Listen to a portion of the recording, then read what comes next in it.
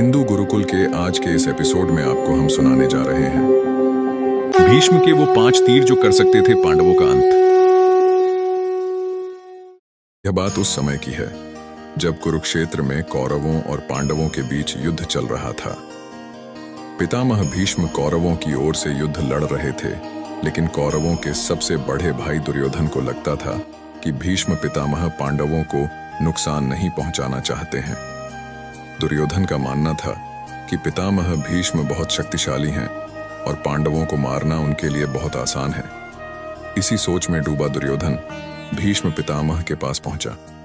दुर्योधन ने पितामह से कहा कि आप पांडवों को मारना नहीं चाहते, इसीलिए आप किसी शक्तिशाली हथियार का इस्तेमाल नहीं कर रहे हैं।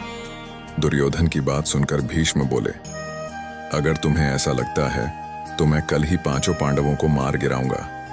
मेरे पास 5 चमत्कारी तीर हैं जिनका उपयोग मैं कल युद्ध में करूंगा। भीष्म पितामह की बात सुनकर दुर्योधन बोला, मुझे आप पर भरोसा नहीं है, इसलिए आप ये 5 चमत्कारी तीर मुझे दे दीजिए, मैं इन्हें अपने कमरे में सुरक्षित रखूंगा। भीष्म ने वो 5 तीर दुर्योधन को दे दिए। दूसरी ओर श्री कृष्ण को इस बात का पता चल गया। उन्होंने अर्जुन को इस बात की जानकारी दी। अर्जुन यह सुनकर घबरा गया और सोचने लगा कि इस मुसीबत से कैसे बचा जाए। श्री कृष्ण ने अर्जुन को याद दिलाया कि एक बार तुमने दुर्योधन को गंधर्वों से बचाया था।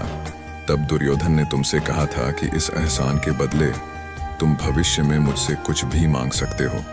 ये सही समय है, तुम दुर्योधन से वो 5 चमत्कारिक तीर मांग लाओ। इसी तरह तुम्हारी और तुम्हारे भाइयों की जान बच सकती है। अर्जुन को श्री कृष्ण की सलाह बिल्कुल सही लगी। उसे दुर्योधन का दिया वचन याद आ गया।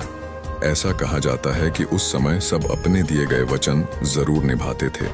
वचन तोड़ना नियम के खिलाफ माना जाता था।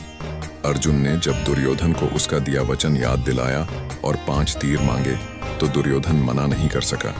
दुर्योधन ने अपना वचन निभाया और वो तीर अर्जुन को दे दिए। सभी तीर देने के बाद दुर्योधन रात में ही पितामह भीष्म के शिविर में जाता है और पूरी बात बताते हुए दोबारा तीरों को अभिमंत्रित करने के लिए कहता है, लेकिन भीष्म ऐसा करने से मना कर देते हैं और कहते हैं कि वे सिर्फ एक बार ही तीरों को अभिमंत्रित कर सकते हैं। इस पर दुर्योधन निराश होकर वापस लौट जाता है और इस तरह श्री कृष्ण ने अपने भक्त पांडवों की रक्षा की। हिंदू गुरुकुल के आज के इस एपिसोड में बस इतना ही। वीडियो को ज्यादा से ज्यादा शेयर करें और चैनल को सब्सक्राइब करके बेल आइकॉन दबाना ना भूलें।